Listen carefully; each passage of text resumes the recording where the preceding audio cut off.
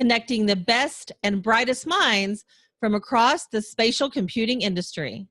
I'm Tonya Hall for ZDNet and Tech Republic, and joining me is Jeremy Schreiber, Chapter President, VRAR Association, Silicon Valley. Welcome, Jeremy. Hi, Tonya. It's great to be here. Thanks for having me. So let's back up a moment.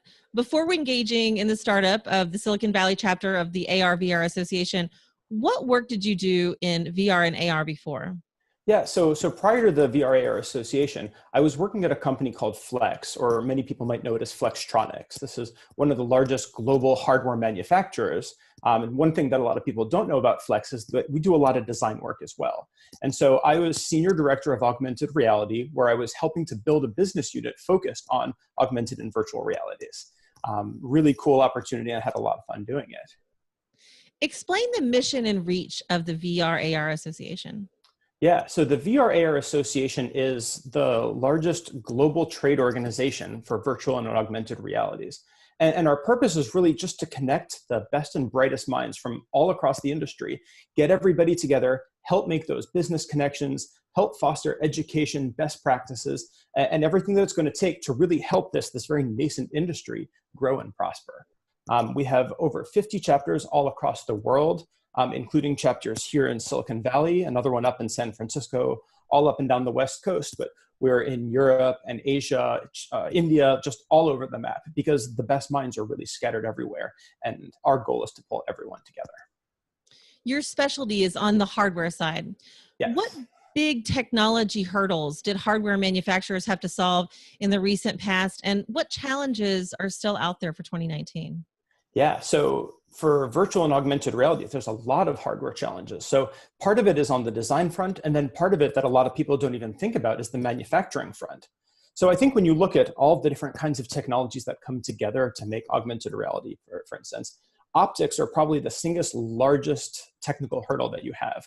And there's a lot of different flavors, from the reflective bird bath type you see in companies like Meta, what they were doing. They're just basically a cell phone strapped to your head that reflects into a mirror, to complex waveguide technologies that are beaming a screen and display into your eyes, to ultimately where we think this is going, which is laser retina displays, where you're literally shining lasers that are scanning into the back of your retina, directly projecting a very solid and clear image in a very tiny form factor.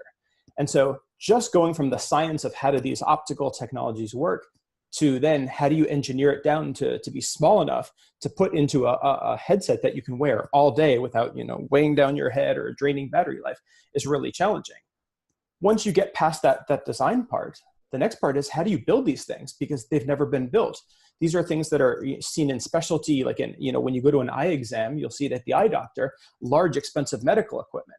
How do you get it to the point where you can be mass producing things like waveguides that are going to go on your face and get the price down into a consumer headset that costs a few $100s? And so there's a lot of hurdles around just learning this, making those trials and errors, and getting it to the point where it's no longer scientific, but it's mass producible, well-engineered devices. What are some of the financial and business challenges facing certain players in the industry right now? Unfortunately, there's a lot. If you've been following the market, particularly the end of 2018, a lot of the biggest startups in the space are actually starting to really struggle, at least the hardware startups, with companies like ODG and Meta and Daiquiri and Jaunt VR really folding or running out of funding and struggling to raise money. And the problem comes because most people have this vision of Minority Report, where Tom Cruise has this amazing graphical interface that works perfectly, and they envision having that, in their home. Every minute of the waking day, you have all this information right there at your fingertips. But the problem is, a company like Apple or Samsung or Google isn't going to put a really rough, unfinished product out there for consumers to use. So we're not at the state where consumer augmented reality can really work. And that's where the masses are, and that's where the large money and a lot of the VCs are really excited about that possibility. The technology is still not there to make a really high quality consumer device. And because of that, a lot of the investors and even a lot of the companies that are working in the space, they're struggling to come up with a model where there's a return on investment within the next 3 to 5 years. Because of that, the investment to make these headsets is millions and millions of dollars, if not billions. If you look at the case of Magic Leap, that's already raised $2 billion of funding. This is very expensive, and you're looking at some of the most complex hardware out there. This is very, very capital intensive. And it's hard to justify that business case when you don't see a return on that investment within a 3 to 5 year timeline. Where you do see some of the investment starting to happen as a result of that is in the enterprise space. And enterprise is great because you don't have to have a beautiful, perfect solution that can be sold by the millions of units. You need a unit that's good enough that it makes people's jobs better, or it makes businesses more productive, and you get that immediate return on investment. And so that's why you can take something where you have a cell phone that you hold up in front of your face, or a very large, bulky, kind of ugly headset, like some of the first ones that you're seeing from Magic Leap and Meta and ODG and the likes, where they're not beautiful, they're not perfect, but they work. And for workers in the field that need a remote expert to be able to help them, there's a real value add, from day one. And so we're starting to see a lot of investment going after that enterprise segment. And even that, we're still in the very early days where there's a lot of question marks about how to use augmented reality in your workplace and how a company is going to come up with a strategy that makes sense for them. Like you, I'm very passionate to see this area of technology emerge and continue to grow. And it's great that there are chapters where people can get involved and potentially, network and learn. What actually happens at local chapter events? And be honest, what kind of fun do you have? So first of all, it's always a great way to geek out with peers who are like-minded. A lot of times there are demos where you actually get to try hands-on some of the hardware that maybe you don't have $2,300 to spend on a Magic Leap one, but somebody over here does.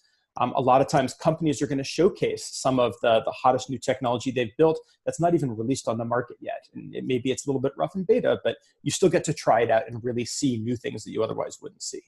But beyond that, we're actually pulling in some of the best and brightest speakers and panelists and data analysts that come in and share what they know, what they're working on, what the hurdles that they have and that they're facing, and where they see the industry going. So you get a lot of very varied perspectives from people that have come at the industry from every different angle, whether it's media and technology, to hardware, to manufacturing, to software, and the smallest startups building very detailed technological components that go in. It's a great way to cross-pollinate and get all of these people together. And so it's a lot of fun. Everybody there feels like part of a community. And so you get together, you have some drinks, you have some food, and you get to listen to some of your brightest peers, preach about what's happening in the industry. As you look ahead in 2019, what new use cases do you see for spatial computing in the future? So 2019 is going to be interesting. So we talked a little bit about the hardware limitations.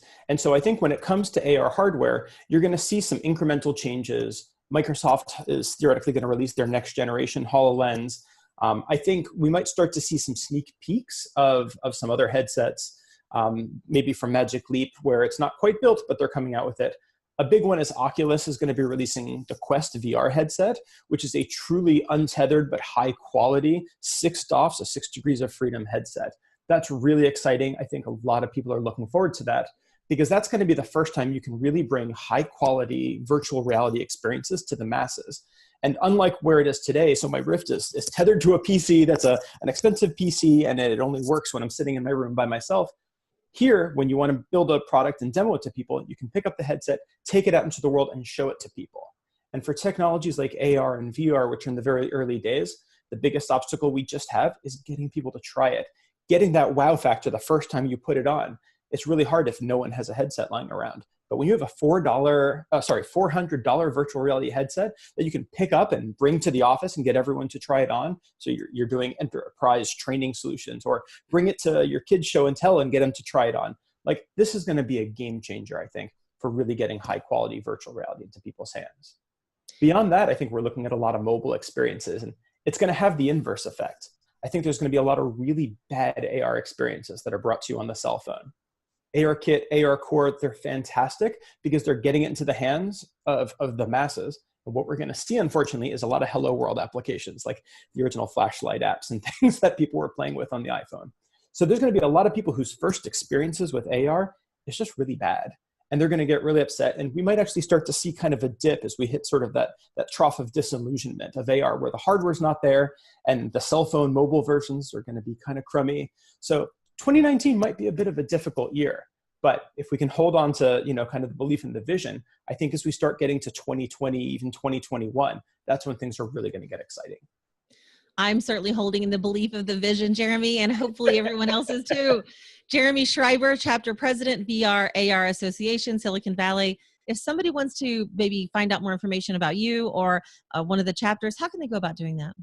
Yeah, so if you want to learn more about me, look me up on LinkedIn. So www.linkedin/in/Jeremy Schreiber, just as spelled before. Follow me on Twitter. I'm ARVR_Guy, nice and simple and easy.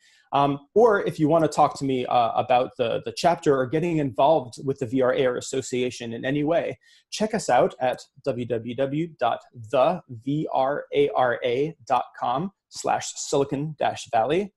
And we can learn everything you need to know about the organization or how to join us. And you can also email me at SV, for Silicon Valley, at thevrara.com.